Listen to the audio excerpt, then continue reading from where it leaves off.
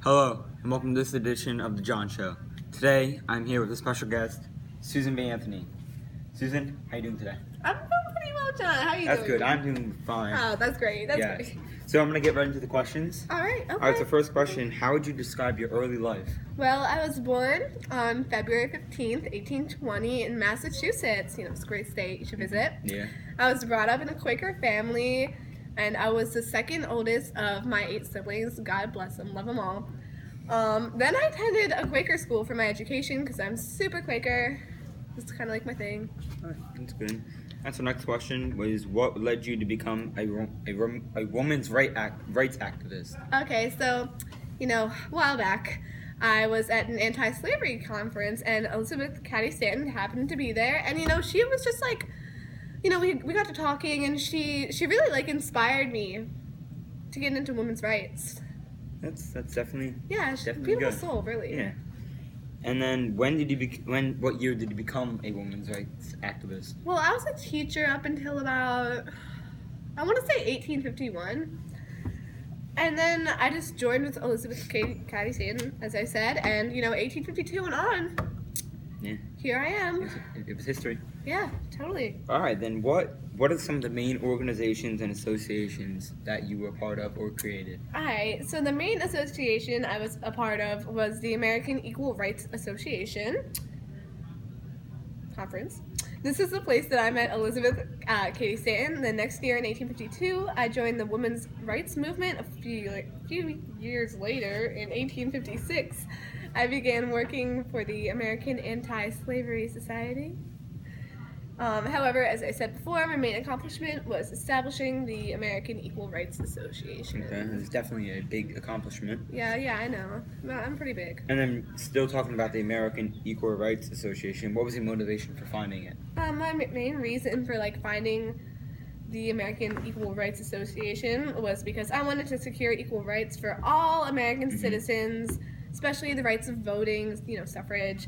And, it didn't matter what color you are, what race, Definitely. what sex, it didn't matter. What is probably the main way that you express your views on women's rights? I really was into petitioning. My main petitions I started with being involved with women were women's ability to own land and to vote. I felt those two were the most important. And this was in a non-violent way, correct? Oh, definitely. Yeah. No one likes violence. No one. And then kind of moving away a little bit, kind of different topic, kind of a weird question. Have you ever been arrested? Actually, yes, I have. It was a blast. Okay, so back in 1872, I kind of broke the rules a little. I illegally voted in the presidential election. I was taken away and put in jail. And I fought against it, and I was charged with a fine of $100. I never paid it, though. A little bit of a rebel, Sometimes you got to do illegal stuff to get your yeah, I love being illegal. get what you want across. Yep. And then moving on to another different topic, what is your opinion on the debate over liquor? Okay, so I was brought up in a Quaker family, and I believe that drinking liquor is sinful. Nothing good comes out of drinking. I eventually joined the Daughters of Temperance, which is a group of women, we were women who drew attention to the effects of drunkenness on families, and our goal is to push for stronger liquor laws, no liquor, better families, good life. Yeah, that always is a topic discussed.